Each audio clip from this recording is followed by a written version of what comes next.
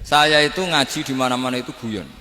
Karena bapak saya suka guyon, Mbah Mun suka guyon. Alasannya bapak dulu sederhana. Orang sudah nyari hiburan dengan maksiat. Sehingga agama ini harus membawa keceriaan sosial, membawa keceriaan hati. Karena Allah ngendikan kul bi fadlillah wa bi rahmati fa bidzalika falyafrahu. Orang tuh harus senang dengan kebaikan. Orang happy dengan tola al-badru alaina, happy dengan manaqibul akhyar, dengan fadhailul akhyar. Karena orang di sana sudah senangnya itu kalau ada maksiat. Nah sekarang agama dibawa orang-orang yang tidak menyenangkan juga. Ngaji teko wis merengut. Ada muridnya salah duduk marah. Salah posisi meja marah. Lalu orang-orang kan mikirnya kan daripada ngaji dimarahin terus mendingan ndak kan. Makanya Nabi itu paling marah itu kalau satu kebaikan jadi problem. Mu'ad bin Jabal itu pernah ngimami lama sekali. Dan yang makmum itu akhirnya mufarokoh. Dulu belum ditemukan fikih, tapi orang ini sudah berani mufarokoh. Jadi ini termasuk mujtahid sebelum tahu Fathul Mu'in, tahu Wahab, dia sudah berani mufarokoh. Jadi sudah luar biasa. Karena bangsa ibadah yang agak-agak ngawur itu tanpa diajarin sudah do pinter sendiri. Dia mufarokoh. Ketika dia mufarokoh, komentarnya Mu'ad, dia munafik. Sholat belum selesai kok mufarokoh. Singkat cerita Mu'ad melaporkan itu ke Rasulullah. Si tukang penggembala ini juga melaporkan ini ke Rasulullah. Tapi apa kata Rasulullah? Yang Rasulullah itu yang bela, malah bela yang penggembala tadi. Afattanun anta ya Mu'ad. Kamu itu tukang fitnah. Agama ini kalau kamu model begitu orang lari. Basyiru wala tunafiru, yassiru wala tu'asiru. Padahal ini baca Quran panjang, harusnya akan ibadah. Tapi karena ini menjadi problem sosial, orang menjadi tidak nyaman jamaah, itu sudah disalahkan Nabi. Karena tadi, kalau agama ini jadi problem, maka masalah besar. Makanya sifat dasar Rasulullah apa khafiful maunah, biayanya murah. Makanya saya ngaji di mana-mana ya suka seperti ini. Mejanya enggak jelas, pengunjungnya juga enggak jelas. Semakin kacau semakin baik kira-kira. Ini pengunjungnya juga seperti ini kan. Nanti sampean yang pidato, jadi tak beri hak gue jelek saya ini namanya aqomaddin. Kalau faman taroka fakot. Jadi pilihannya kalau gak aqomaddin ya ada medin. Jadi kenapa banyak kiai yang ceria? Karena tadi satu-satunya cara kita menandingi hegemoni maksiat adalah pembawa taat itu ceria. Karena orang itu mesti mencari kebahagiaan. Sebab itu para nabi itu mengajarkan agama ini dengan cara yang bahagia. Misalnya mangqala la ilaha illallah dakhalal jannah. Nabi tidak ngendikan gini, mangqala la ilaha illallah terus salatnya benar, puasanya benar, belajarnya benar, jadi kiainya benar. Wah itu kalau itu panjang sekali, banyak yang enggak masuk surga. Sementara kubu yang lain kampanye sudah tenang bersama bapaknya di surga. Lah kita kampanyenya, pon salat ra mesti ditampa. Puasa ya ra mesti ditampa. Wis repot, syaratnya ditampa ikhlas wangel. Kowe ora bakal iso. Berarti maknane kan ra bakal mlebu swarga. Akhirnya wong kan mikir, wis salat tetep ra swarga, puasa tetep ra swarga. Mendingan ra salat. Jadi kita ini kan bersaing sama kampanye sebelah gitu. Makanya saya milih manhaj pokoknya Islam apik. Tapi bukan berarti saya menyepelekan aturan-aturan dalam sholat, karena yang kampanye itu sudah banyak. Biasanya kiai-kiai sing kereng kampanye tentang sing kereng-kereng. Itu saya manfaatkan, ya sudah, itu bagian jenengan. Jadi orang itu harus mikir. Agama Kristen itu diterima di Eropa di mana-mana. Di antara sebabnya adalah karena orang dijamin masuk surga. Orang kayak apa faseknya tetap kalau mati bersama. Kita enggak, sudah kiai, sudah mulang terus masih didoain. Semoga amal baiknya diterima, amal buruknya masih ngeper apa? Dan itu santri saya nanti kalau ziarah saya tuh ya Allah ampuni Gus Bah ampuni. Itu kan ngenyek orang itu maksudnya.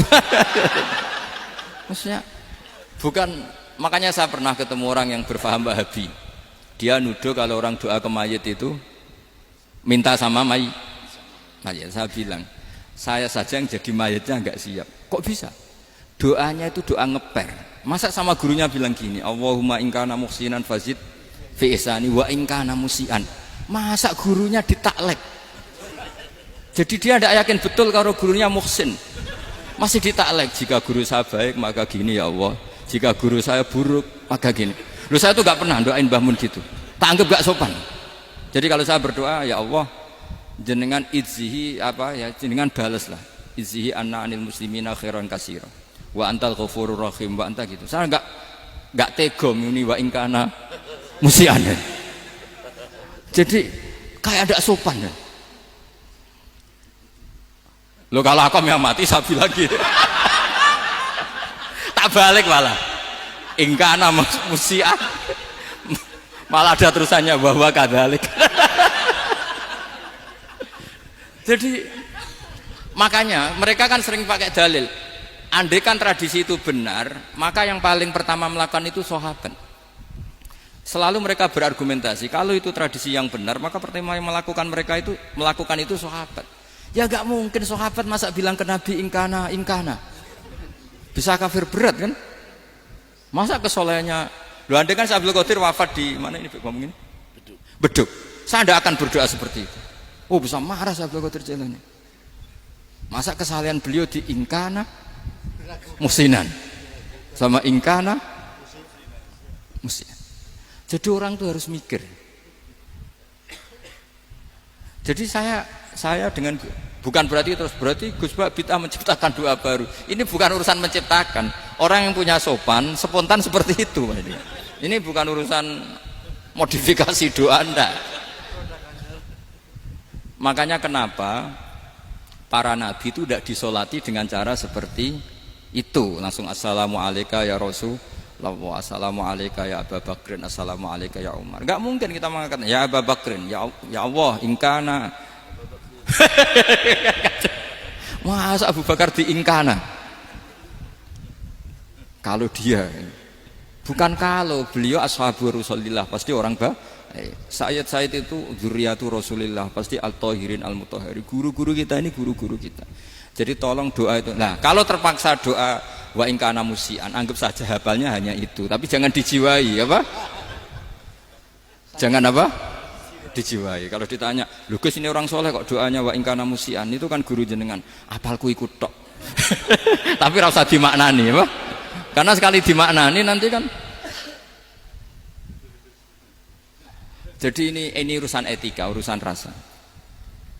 Saya teruskan ya. Karena jadi saya mohon sekali, apa-apa itu ada aturannya. Ada aturannya. Ya tentu kita ikut masal saja. Semua selain Nabi, selain para wali kita nggak apa-apa. Doa wa ingkana musinan, ingkana musian.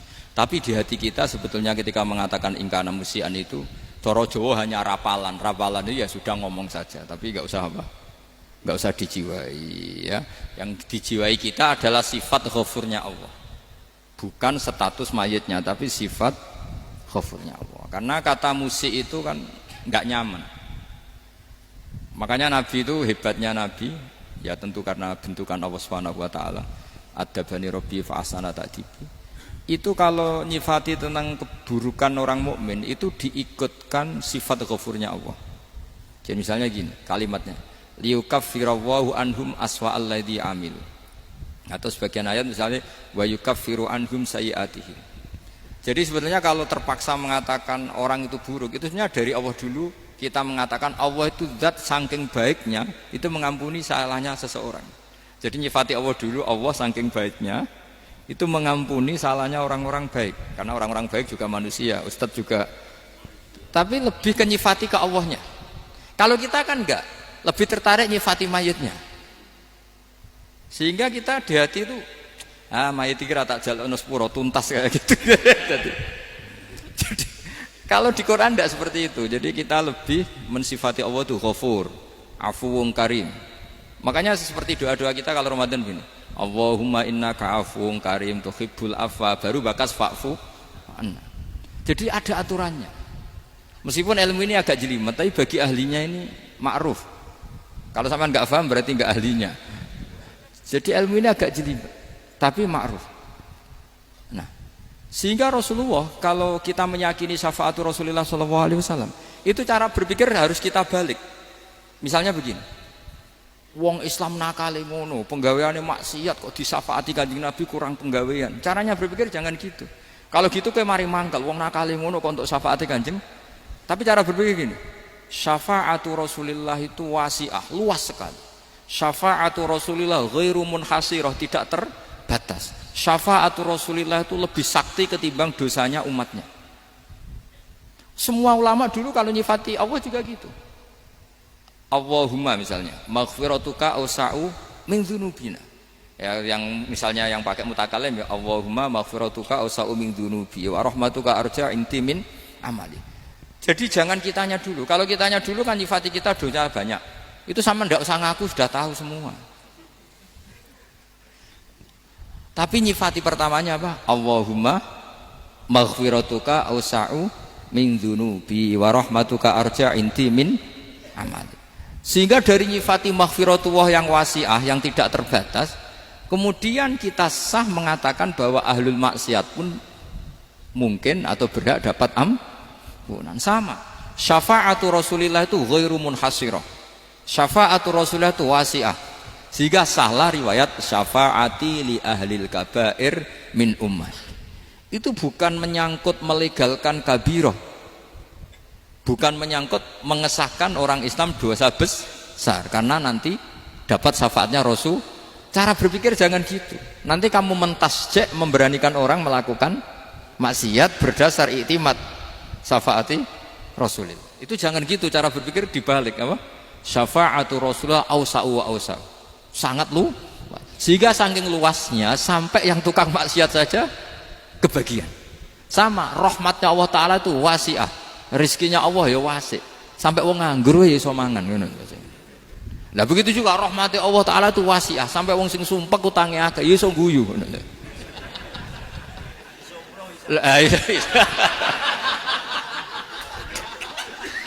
Tapi kalau dibalik, misalnya saya diprotes kiai, saya pernah juga diprotes, Gus umat kok mbok latih guyu, padahal mereka maksiate akeh, utange akeh, gini-gini. Karena kamu menyifati orangnya. Kalau menyifati orang ini sampean guyu haram. Utang jatuh tempo, sampean gak mikir dosa ndak? Dosa. Jadi kiai muridnya goblok kok kiai ini kurang tahajud itu ya dosa. Jadi kiai kok muridnya goblok tenang wae. Sementing untuk sowanan itu amatir ya gini.